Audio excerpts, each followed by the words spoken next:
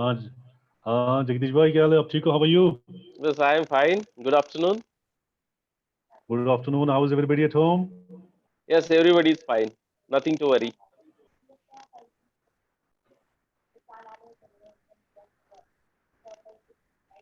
so we have 4 more minutes to go so we shall be starting after a couple of minutes Yeah, no problem, no problem.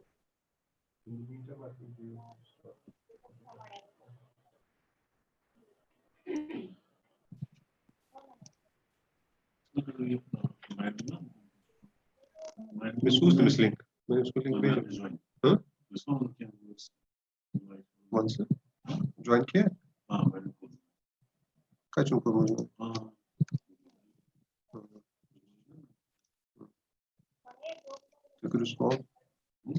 फिर call में बस आप बोलेंगे कुछ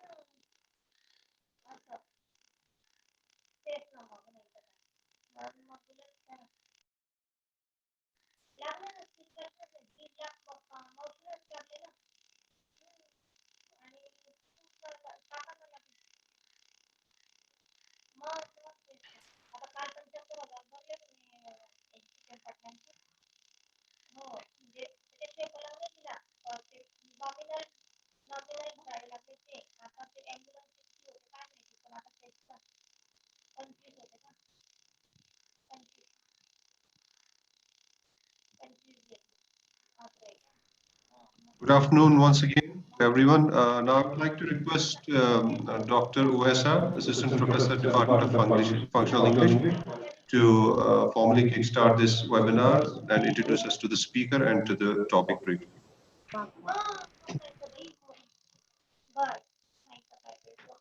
Thank you so much, Professor Ashik. Good afternoon, everyone. I'm Uisa Farooq from the Department of Functional English, Government College for Women, MA Road, Srinagar. I shall be the moderator for today's webinar being organized by IQAC of our college. The Women's College Srinagar is one of the pioneers of education in the valley. The college was established in 1950. It's the foremost institution of higher learning for women in the state of Jammu and Kashmir. The college is affiliated with Cluster University Srinagar. It has a boastful past with excellent academic track record and has played an important role for education and empowering women. Our college is actively engaged in conducting workshops, webinars, organizing seminars, etc.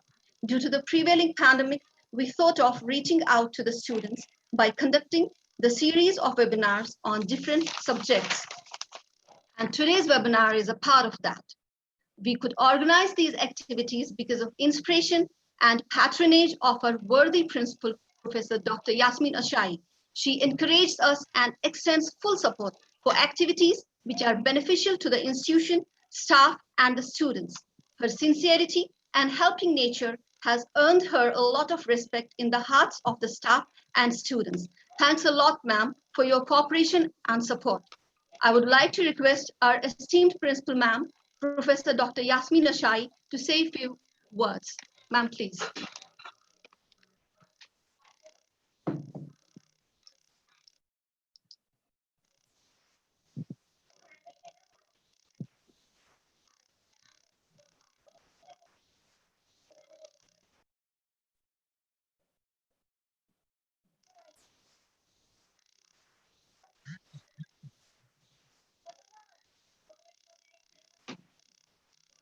Good afternoon. Hello. Yes, ma'am, we can hear you. Good afternoon, ma'am. Good afternoon.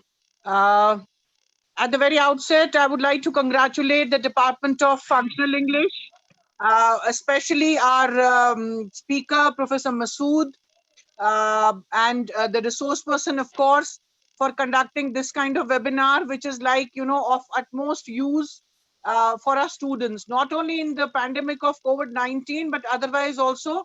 See, pronunciation in English is very important, because basically I have to tell all my students that J&K State has the privilege of, having English as medium of instruction right from kindergarten classes.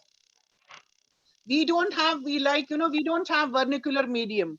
So it is so important that we start our medium of instruction in English right from KG classes. And how important it is for us to pronounce the words well, at least not getting our own dialect, because we understand that after every 20 kilometers, there is a change in the dialect. So usually we would want words to be pronounced as they should sound to others, not acquiring any kind of accent of any kind of language. I do not want to stand in between the resource person and the students. So I would request our resource person to please continue. And I'm sure this webinar, we've conducted a lot of webinars in a series, but I'm sure this is going to be very helpful to our students and it'll prove beneficial. Thank you very much. Thank you so much, ma'am, for your wonderful talk. Now, I would like to request our speaker for the day, Dr. Masood Malik, to throw some light on today's topic, which is aspects of English pronunciation. Dr. Masood is serving the department from past 19 years. He's actively engaged in seminars, webinars, workshops, etc. He has many publications in national and international journals. He has interests in many areas like English language teaching, social linguistics, phonology, literature, etc. Today, we're going to talk about aspects of English pronunciation. And let me tell you that last 10 minutes will be for question answer. The topic is very interesting. Pronunciation is a way in which a word or sound is uttered. It's very important at the beginning of first impression. People think they can communicate in English and they are good enough, but the way they speak, they pronounce makes the difference. So it's important to make our students aware of the pronunciation facts so that they can become better in hearing and in producing sounds. Dr. Masood, please proceed. Good afternoon, everyone. At the outset, I'm very thankful to our principal, Professor Yasmin Ishai, for inspiring us to organize this webinar series. And I'm also thankful to the IQAC of our college for making arrangements to make this webinar possible. I also welcome all the participants who have joined us from across the globe. I can see people from different parts of the country. I can also see some people joining us from Saudi Arabia and other parts of the world. So I welcome all of you to our webinar. When it comes to the title of the webinar, it's aspects of English pronunciation. Talking about pronunciation, there has been a talk going on. Do we really need to teach pronunciation at all? There is actually a thought, an idea which is being floated that teaching pronunciation is actually a sort of colonial concept. When we teach pronunciation to our students, we are in a way teaching them to speak like sahibs. It's actually a slave speaking like a master. This is one of the ideas. But nobody is forcing us or nobody is asking us to speak like sahibs. But basically is the idea that English earlier, some 100 years back, 200 years back, it was definitely the language of the sahibs.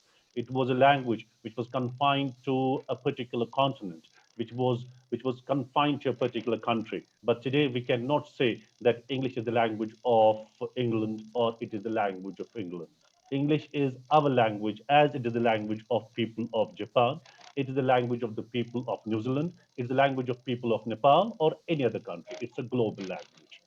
So when we talk about a global language needs global intelligibility. By intelligibility, we mean that when we speak to someone, we should be understandable. So the other person, our listener, should understand what exactly we are trying to say. Because when we speak from the perspective, we speak from the training which we get in the speaking of our mother tongue. And mother tongue always keeps on interfering. And when a Kashmiri speaks, mother tongue influence comes there. When a Marathi speaks, mother tongue influence comes there. When a Punjabi native speaker speaks English, mother tongue influence comes there. Pronunciation becomes important because we need to neutralize our accent. By neutralization of accent, we mean that the mother tongue influence should get removed. For example, Kashmiris are notorious for pronouncing certain words in a very odd kind of way. For example, Kashmiri, rather than saying chips, says chippus. Kashmiris, rather than saying six, say sickis. So this chippus, sickis, it's there because it's the influence of our mother tongue. Because in our mother tongue, when we talk about mother tongue Kashmiri, these two sounds, k and s, they never come together. In between these two sounds, k and s, there is always a vowel in case of our Kashmiri mother tongue. And when we speak English language, this mother tongue influence creeps in. And how it creeps in, we say sikis, k and s, in between we insert a vowel. What exactly I'm trying to say is that we don't want anybody to speak like a native speaker. We don't want anybody to speak like a sahab. What exactly we want? We want that once we complete our degrees from our colleges, from our institutions, we should be able to speak in a way so that we are intelligible and understandable to others. Understand? So in case of pronunciation, there are two concepts which we actually talk about. One is accuracy and another is acceptability. So initially for beginners, what we advise that we should aim on acceptability. Accuracy shall take care of itself. And there is one more thing that this today's session, today's webinar is primarily directed at the students. And I'm very glad to see that so many teachers have joined us. And at the end, we shall get feedback from them also. Maybe they have something to contribute. We'll get something to learn from that as well. And if you have any questions, you can post those questions in the chat box. And at the end of my presentation, I shall try to answer those questions. Now, talking about English language, pronunciation of English language. When we talk about Indian subcontinent, or not only about Indian subcontinent, when we talk about the places where English is taught as a second language, there it primarily comes to us in the written form.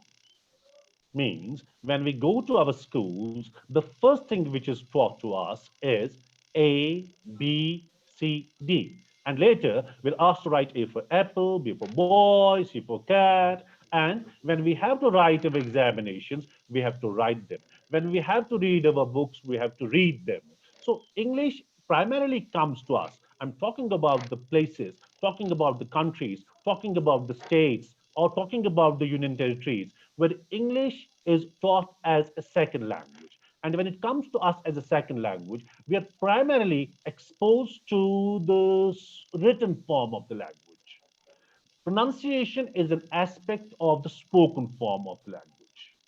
Now, you may be seeing a quote from Aristotle right now on your screen. So, spoken words are the symbols of mental experience. Means right now I'm speaking to you what I'm talking about, the ideas which are floating across the surface of my mind. I'm just expressing those ideas through my spoken words. And when we write, at that time, what we do, written words are the symbols of spoken words. So when we write, at that time, we are trying to represent what we speak. Now, I'll again go back to Aristotle's Poetics. Most of you may have studied Aristotle's Poetics, literature students. There Aristotle says that things are twice removed from reality. And he talks of arts. So I'll make the same analogy here also. When we write, things are twice removed from reality. But when we speak, there is an idea, and that idea you try to express with the help of a spoken word. So the first thing for the learning of pronunciation, which we need to keep in our minds, is that what are the basics of the spoken word and how it's different from a written word. That's the first thing which we need to understand. Now, for a spoken word, what we need to know what is the sound system of the language. Now, when we write English, at that time, we make use of 26 letters which are there in English alphabet. But when we speak English, we make use of 44 sounds. So before speaking English language, before learning the pronunciation of English language, a must is, a prerequisite is having an acquaintance with those 44 sounds which make up the sound system of English language. We must also know how these sounds change in fast speech. Now, you see, I spoke a word right now, fast speech. I didn't say fast speech, fast speech. This it got it got omitted somewhere in the middle. Or for example, we say backpack, back, back, back, pack, backpack. But when we say it in the connected speech, it becomes backpack, backpack. So we should also know what happens to these words. What happens to these words when we speak fast, when we speak at our natural pace. And we need also be conscious of how English sound system varies. Now, for example, right now I said that there are 44 sounds in English language. When I said 44 sounds, I was referring to a particular dialect. I was referring to a particular variety, that is standard British English, what we call RP. American English has a different set of sounds. Indian English has a different set of sounds. So this sound system, it varies from place to place.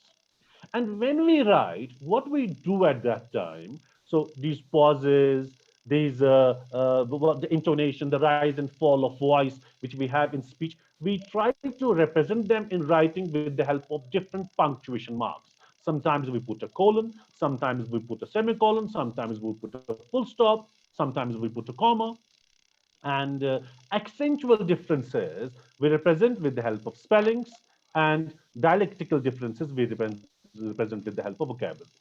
Let's move on. The first important thing which I want all of us to keep in our minds, a first prerequisite for the learning of pronunciation is that we face certain problems as teachers when we try to teach pronunciation, or as learners also when we try to learn pronunciation. The focus is on reading and writing in our classrooms, or right from the day we start our schooling. The focus is on reading and writing. There is minimum or no exposure with the spoken form, which forms the input. Let me put it like this. When we talk about language skills, most of you must be knowing you have listening, speaking, reading, and writing. Listening and speaking, they are related to each other. You can never speak good as long as you won't listen to a good model of English language. So, good listening leads to good speech. If you read good books, you read more, you will be able to write more. So reading and writing, they are related to each other. Listening and speaking, they are related to each other. Now, when we talk about our context, when we talk about our situations, so how much exposure do we have with the spoken form of English? So in our classrooms, at most, some of the teachers speak in English language, or they may speak in Hindi, Urdu, or what the vernacular language is, but what the local language is. So what basically we have, our students or our learners, they have minimum exposure to the spoken form of the language. Unless and until input is not there, we cannot have a quality output. So input, that is listening, listening to good English, listening to good accent, listening to good pronunciation, it leads to good pronunciation. Once good pronunciation goes into ears, good pronunciation will come out of your mouth. So input is listening, output would be your speech, output would be your word. So in contrast to that, what happens that our students, they have less, more exposure with the written form of the language. You see, what our students do in the schools and colleges, most of the times they keep on reading and they keep on writing, and whenever they speak, it's the local language. They don't speak much, they don't listen much. Once they don't listen to much of English language, so there is a scarcity, the deficit gets created, deficit between listening and speaking. And the biggest problem which we face is the, the, the, the big gap which is there between the spellings and the sounds of English language. Let me tell you that English, unfortunately, is not a very perfectly phonetic kind of language. When I say that English is not a phonetic kind of language, I would like to discuss with you this particular slide. So please try to read these words. And students who have joined us, you can take pens and notebooks and write these few words which are there on your screens right now. So you have a word, tough, cuff, bow, through, baru, hiccup. What basically I want you people to notice in this particular slide, there is a common thing between all these words. That's O-U-G-H. O-U-G-H. That's common. And if you see in each of these words, O-U-G-H represents a different kind of sound. In first word, of, O-U-G-H represents uff. In cuff, it represents off. In bow, it represents ow. In through, it represents oo. In baru, it represents ooh. And in hiccup, it represents up. So, same spelling representing different sounds. O-U-G-H. Now, you see the confusion which it can create in the minds of a learner who is exposed just to the written form of the language. What is this? That O-U-G-H, in one case, it's one sound. In another case, it's another sound. So same spellings, but in each case in these words, what you find, it represents a different kind of sound. So leave it. So same spellings representing different kinds of sounds. Now, let's move on. Now we have another set of words on your screens right now. See, ceiling, field, he, people, key, magazine, amoeba. Now what you see, you have there's a common thing between all these words, and that is the occurrence of sound E. In first word C, we have sounds E. In second word, we have sound E. In third word, we have sound E. In the next word, we have sound E. In all these words, there is sound E. But you find the reverse of what we witnessed in the previous slide. E sound represented by different letters now. In a word SEE, this E sound is represented by E. In SEA, this E sound is represented by EA. In ceiling, it is represented by EI. In field, it's represented by IE. In he, it's represented by E. In people, it's represented by EO. And in key, by EY. In magazine, by I. And in amoeba, by OE. So, same sound getting represented by different letter combinations. What we had in the previous slide. In previous slide, we had same letters, but representing different sounds. Now what we have here, same sound, but represented by different letter combinations. I'm just trying to substantiate my argument, which is said that English is not a perfectly phonetic kind of language. What basically I want you people to understand, what I want you, all of us to keep in our minds, that English cannot be pronounced on the basis of its spellings. Now let's move on. You have a few more words on your screens right now. You have a word like night, a word like debt, cycle, island, lock, that, short, special, six. So what exactly we have in these words? Now, silent letters. Now, my kids, they always keep on asking me, what are these silent letters? Now, I fail to answer them. When would these silent letters get their voice? Night, KN it is silent, KN is silent. Det, B is silent.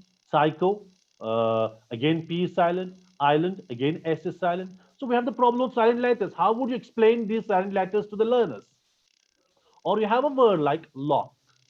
Lock, okay. It has 4 letters in it, but it has 3 sounds. Lock. C and K, they represent just one sound, that's K. You have that. TH, they represent just one sound, that's the. Short, sh. SH, it represents one sound. Special, same is the case here. Or if you see the last word, six, this X, it represents 2 sounds, K and S. So this is the problem. Sometimes you have the problem of silent letters. Sometimes you have one letter representing 2 letters representing one sound. Sometimes you have one letter representing 2 sounds. So scientifically, all this cannot be explained. What cannot be explained? I gave you the different kinds of examples. Same letter combination, different pronunciation, different sounds. Same sound represented by different letter combinations or silent letters, two letters, one sound, one letter, two sounds. So this system cannot be explained scientifically. Most of you may have heard George Bernard Shaw, the famous English dramatist. So he once said in a very humorous kind of way that I'll change the spelling of word fish. He was in fact criticizing this mismatch which is there between the spoken and written form of English language. Now, if you see this word fish, in this word fish, the first sound is f. And if you see the word laugh, this first sound is represented by gh. So fur, he said, I'll replace it with gh. Then in fish, the second sound is a. In women, O represents A. So fur would be replaced by GH, A would be replaced by O. Then you have a third sound in fish is sh. Sh. You have a word like nation. In a word like nation, sh sound is represented by TI. So SH would be replaced by TI. So GB Shaw said that the new spelling of fish is goatee. So what exactly he was trying to say? It is in fact a humorous kind of criticism on behalf of this G.B. Shaw. What exactly he was trying to say? He was trying to say that English language has got unreliable spellings. They're unphonetic. So the conclusion which we can derive from all this is that spelling is no reliable guide to pronunciation. To know the pronunciation, we need to know what I said in the previous slide. We need to know the sound system of English language. And what that sound system is the sound system which is provided to us by IPA, International Phonetic Association. It has given us International Phonetic Alphabet. So we have to acquaint ourselves with what that system of symbols is. Means if we want to learn standard British English, or if we want to know standard Indian English, if we want to know standard American English, North American English, I mean, so what we need to know the set of sounds which are there in that variety of English. Let's, for example, take standard British English. It has 44 sounds in it. Out of those 44 sounds, there are 24 consonants. What are those 24 consonants? There are 20 vowels. What are those 20 vowels? So we need to, first of all, familiarize ourselves with what all those segments, what all those sounds are. Once we are familiar with those sounds, we can at least produce words correctly. So when we talk about aspects of pronunciation, the first important aspect of pronunciation is knowing the sound system of English language, knowing the sounds which make up the words. We cannot rely upon the spellings. Word cannot be pronounced well on the basis of its spellings. Word is to be pronounced on the basis of its constituent sounds. Word is to be pronounced on the basis of the sounds which make up that particular word. This is the first thing, this first important aspect which we need to keep in our minds. So questions, if you have any questions up to this point, you please shoot them up. I'll try to answer them at the end. So first important aspect of pronunciation is knowing the sounds which make up English language, which make up words. Now, another important thing about the pronunciation of English language is stress. Now, I basically had tailored today's talk as per the requirements of the students. And I know that my friends, teachers who are there, they already know this, but this part is primarily meant for the students. Uh, you have, for example, three words. These three words, if you see the spellings of first two words are same, third has a slightly different spelling, but they can be pronounced in three different ways. Desert, desert, desert. So when I say desert, what am I doing? I'm stressing the first syllable of a word. Stress you cannot understand unless and until you do not have an understanding of what syllable is. So first requirement is knowing the sounds which make up a particular word. The second requirement is knowing how many syllables are there in a word. For example, we have a word like admit, admit, it has two syllables. We have a word like glass, it has one syllable. We have a word like computer, computer, it has three syllables. Out of the different syllables which make up a word, one syllable is stressed. In one word, two syllables cannot be stressed. Primary accent, primary syllable is there just on one syllable. For example, desert, desert, desert, desert. So desert means something else, desert means something else. Desert, Registan, desert, dokha dena, running away from a particular place.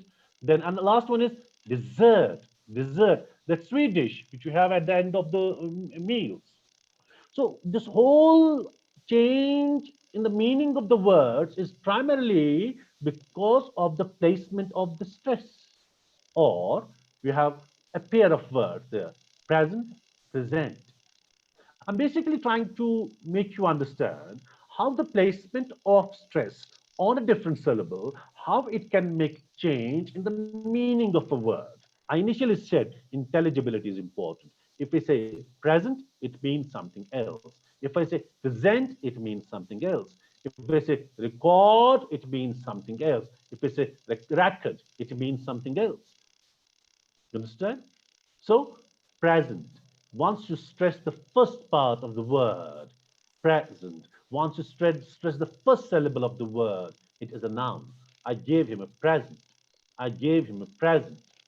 So when you say present, you are using it as a verb. You presented me a trophy. You presented me a book. So this meaning change or the category, grammatical category of the word, it gets changed once you change, once you shift the pattern of stress. Or if you see one more word combination which I have given there, you see photo, photograph, photography, photographic. Now, in each of these words, you see the pattern of stress is changing. We don't say in photo, we stress the first syllable.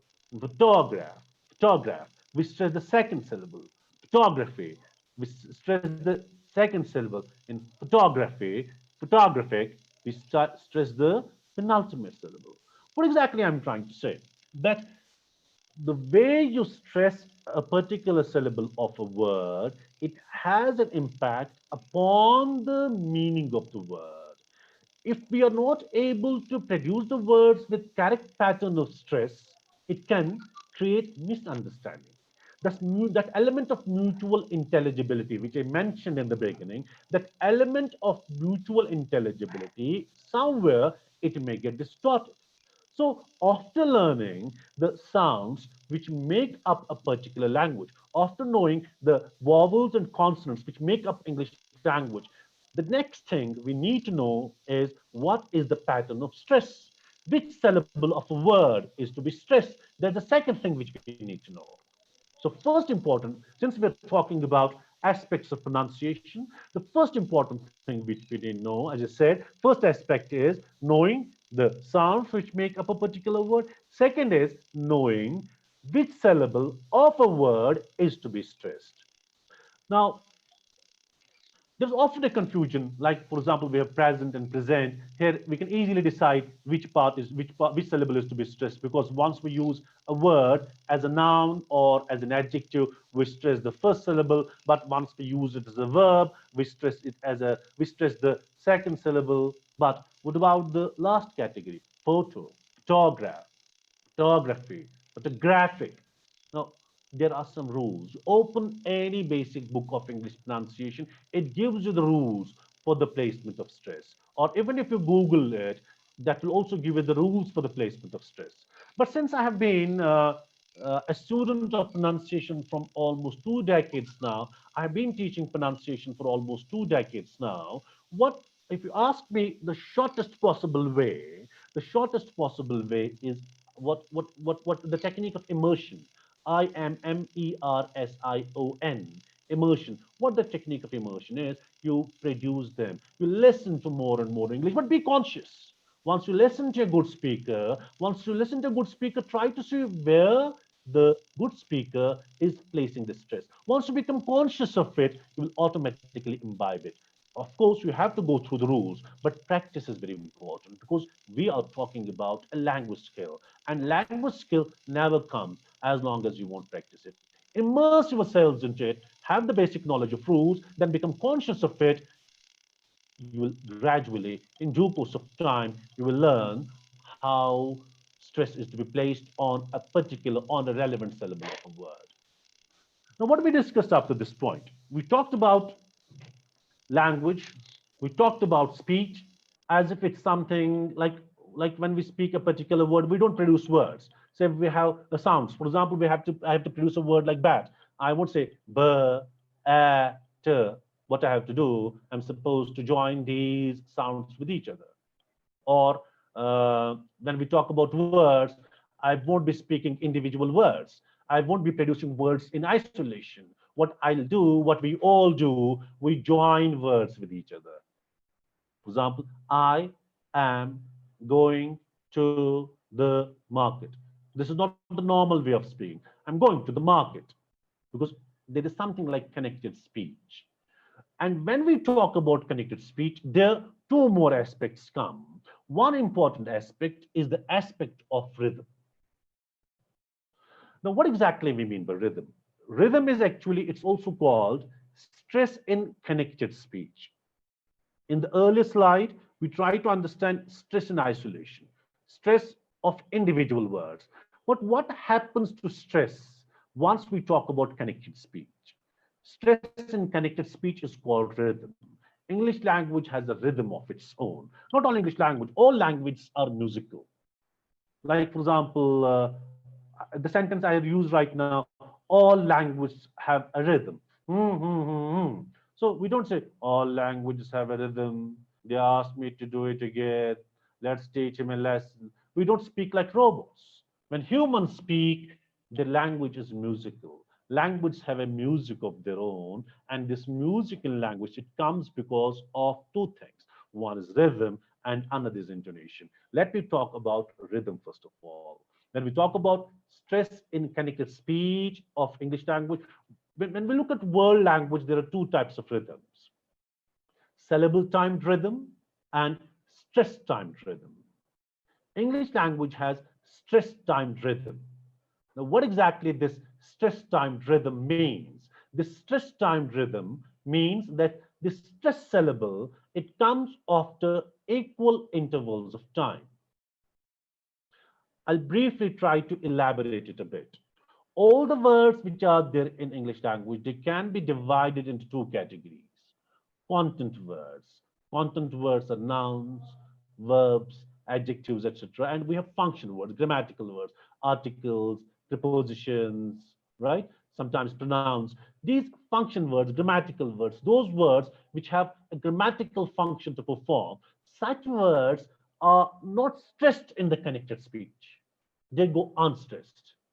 So in connected speech, what gets stressed? Nouns, verbs, adjectives, adverbs, they are stressed. Grammatical words, they are not stressed at all. And when we talk about these grammatical words, we talk about them in the perspective of strong forms and weak forms.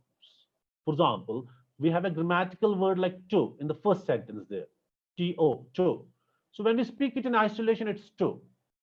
To has a strong pronunciation, that's to, but it has a weak form. Weak form is t. You understand? US, us. US has a pronunciation, us or What exactly I'm trying to say, these grammatical words in connected speech, we do not use their strong forms, we use their weak forms. That's how English language gets its stress time rhythm. As I said earlier, stress time rhythm means that the stress syllable, it comes after regular intervals of time. Students of literature, they know it better. When you talk about different meters in poetry, you talk about iamb, you talk about trochee, you talk about anapaest. So there, how this stress syllable, how it varies. Same is the case, that rhythm which the poetry of English language has. You cannot have that understanding of that rhythm.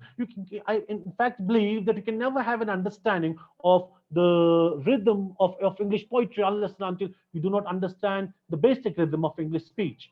So as I said right now, the rhythm of English language is stress-timed rhythm. And what I said about stress-timed rhythm, that the stress syllable, it comes after regular intervals of time. Now you see sentence number 1. They asked me to do it again. They asked me to do it again. They asked me to do it again. Unstressed syllables, they are huddled in between. The time taken to move from one stress syllable to another stress syllable, it should be the same. They asked me to do it again. Let's teach him a lesson. Let's teach lesson. Let's teach him a lesson.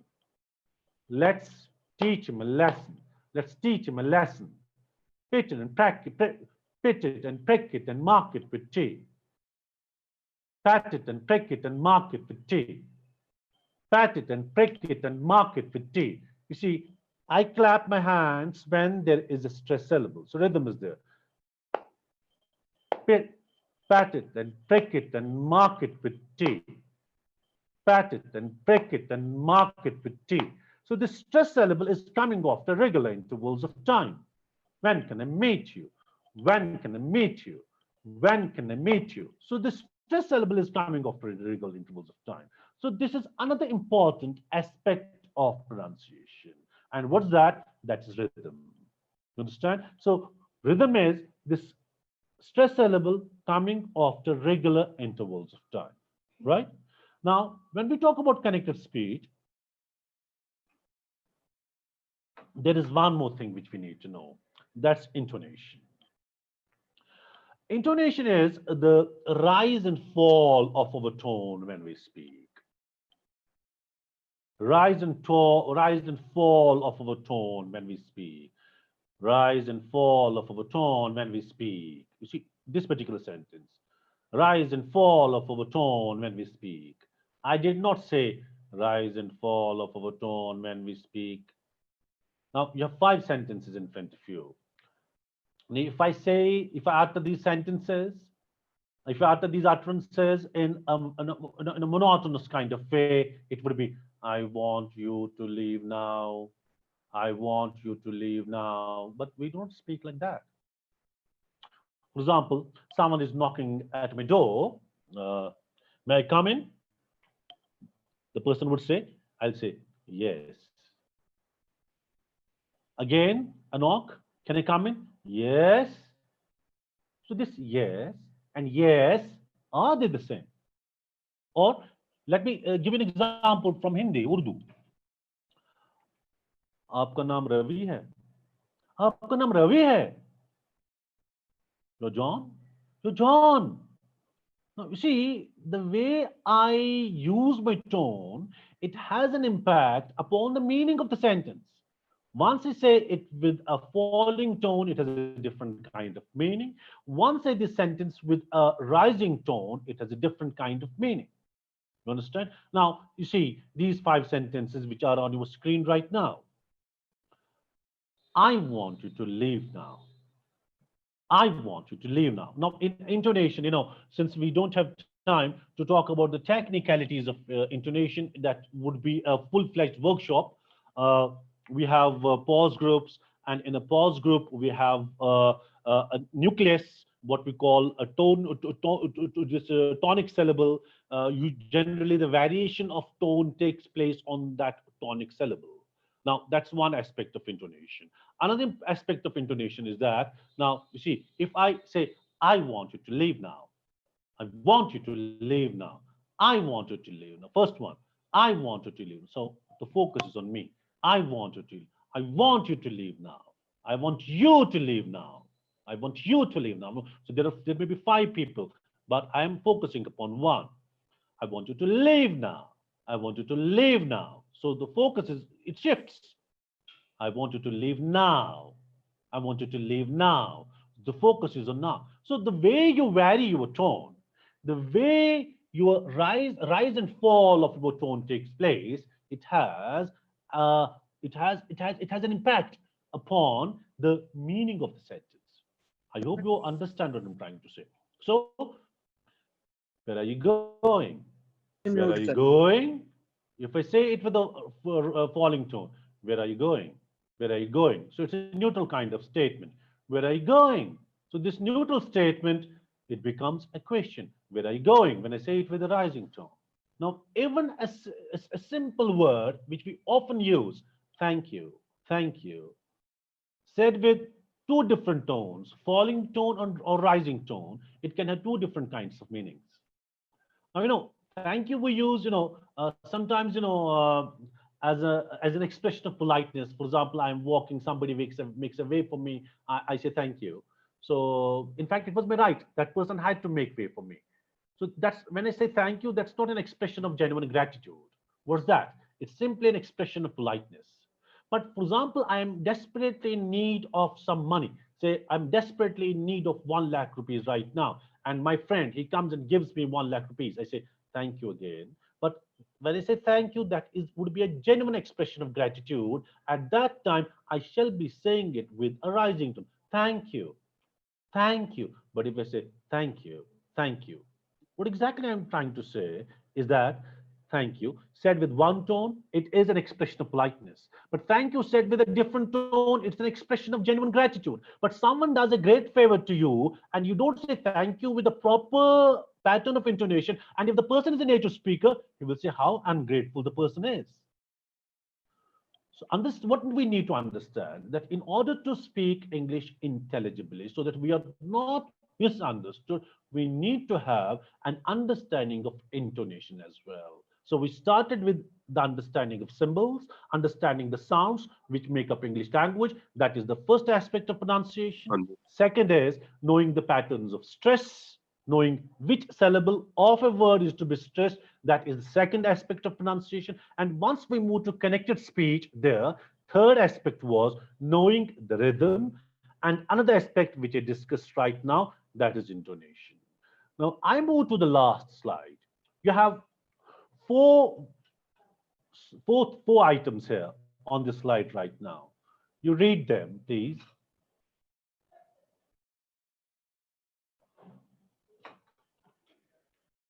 Okay. How would you pronounce the first one? Do you want to go? But a native speaker may probably say, do you want to go? Do you want to go?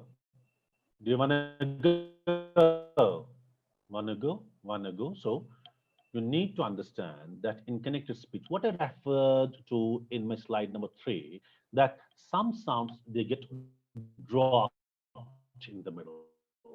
There is a phenomenon like elision, there is a phenomenon like assimilation, there's a phenomenon like ellipses, all these things. Once they speak English at a fast, in a normal kind of way, because we do not speak words in isolation. So in connected speech, it would be, do you want to go? At 12, at 12. So you see, at 12, at 12, not at 12, not two ters, but one ter, at 12, at 12. Or third word, that book. But in connected speech, it won't be that book, that book, that book, that book. So ter and b in the middle, they would be lost somewhere. That book, that book. Or you see the last word there, next day. In rapid speech, it would be next day, next day, next day, next day. So ter would be gone with the wind. So this is another important aspect of pronunciation, that we need to be familiar with a phenomena like assimilation. We need to be familiar with phenomena like elision and other things which come into play when we speak English in a normal kind of way.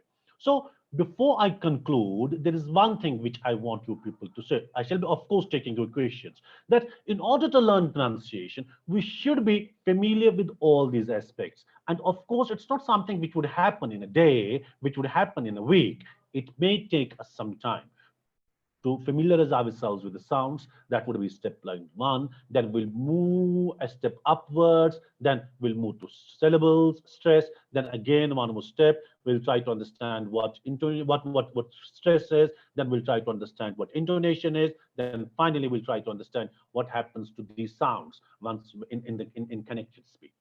Right now, all these things. Once we talk about all these things, it's related to language. And language is a skill. And skill never comes without practice. I would conclude with this final thought. It's a quote by Brian Tracy. You read it, please.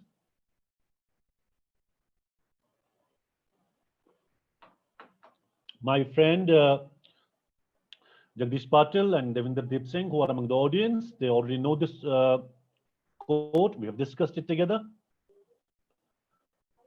It's a skill that you can learn. It's like riding a bicycle or typing. If you're willing to work at it, you can rapidly improve the quality of every part of your play. Once you start riding a bicycle, you may fall on the first day. You may not be able to ride the bicycle. Then you may start taking those baby steps. Then gradually, in due course of time, you will learn how to ride a bicycle perfectly. Thank you so much. Now I shall be taking your questions. If you have any questions, please uh, ask those questions to me.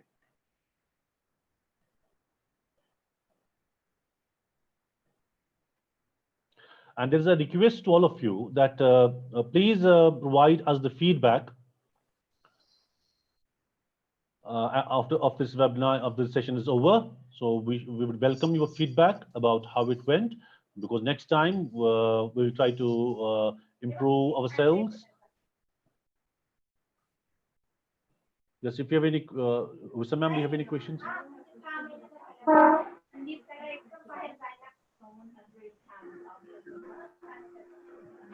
Yeah.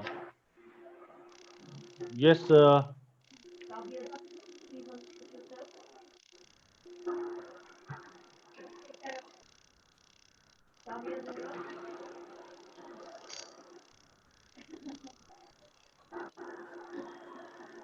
Yes, Sabia Zehra, please unmute yourself.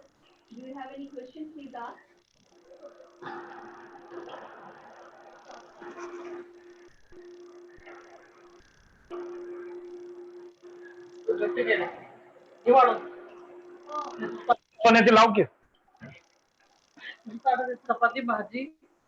Yes. If anybody has a question, please ask. Okay. Here's a question from Muntaha Gul. The question is, words are being mispronounced, affect their meaning. Oh, I think I'm logged out. Am I visible there? Huh? Audible? Huh? Yes, you are audible. I'm audible? Yeah. You are audible. Okay, thank you. So somebody has asked a question that if we mispronounce words, would that affect the meaning? Of course it would. I'll give you a simple example. We have a word like important. Important. If I have to say to someone that you're important, you're important. But if I mispronounce this word, I say important. You're important. That means I'm insulting that particular person. So if I mispronounce this word, the context, the message of the whole sentence gets distorted. So of course, if we mispronounce words, meaning definitely becomes the casualty. Yes, any other question? Do we have any other participants? Do we have any questions from any of the participants, please?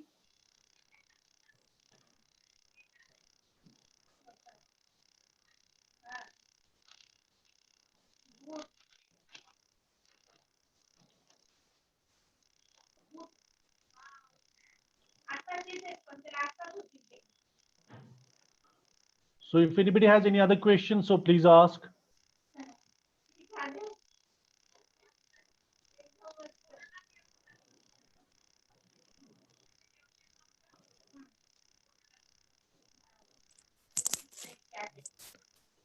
So, would you like to briefly explain these terms, elision, ellipsis, and assimilation? Okay, so you want me to talk about legion, ellipses, and elision, assimilation. I would love to explain all these terms, but my dear, actually, since we are at the fag end of this session, so it will take me at least an hour to talk about what elision means, what assimilation means. Assimilation is something. I'll just give you a brief idea of what it is. Elision is, for example, say I gave this when a sound is lost somewhere in the middle. Sound is totally lost in the middle in rapid speech when you're speaking rapidly. So a nice cake, a nice cake. Somewhere what happens that sound in the middle gets lost. Backpack, backpack, backpack, backpack, Yes, backpack. So when the sound is totally lost in the middle, that's elision. And sometimes two sounds, when they merge into a different kind of sound, that you understand, that is assimilation. yes, yes, sir. Sometimes the sound is totally lost in the middle, that's elision. Sometimes two sounds join and a different type of sound gets formed, that's called assimilation. Assimilation takes place and new sound comes into being. Yes, any other question? I'm happy to see my friend Nishi Arora here.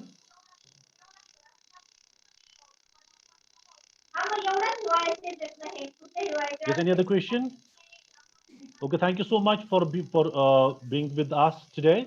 So I personally thank all of you for being with us, and I hope that next time when we shall be organizing another webinar, you will join us again. And before that, you will provide us your feedback so that the places where we have faltered, we will try to improvise ourselves and be with you next time in a better kind of way, taking feedback from your taking the cognizance of the feedback which you shall provide us. Thank you so much. Thank you, Masood. It was very wonderful.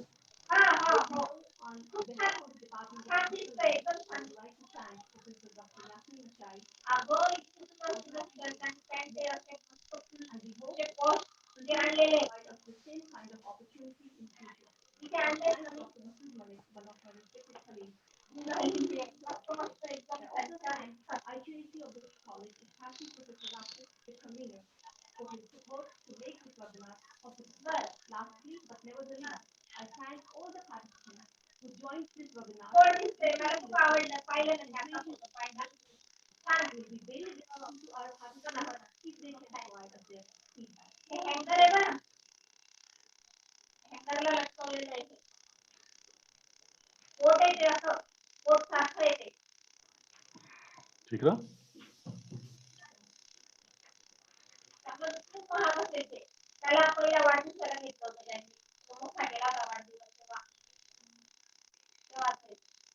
तेवढंच घातलंय म्हणे थोडाच वेळ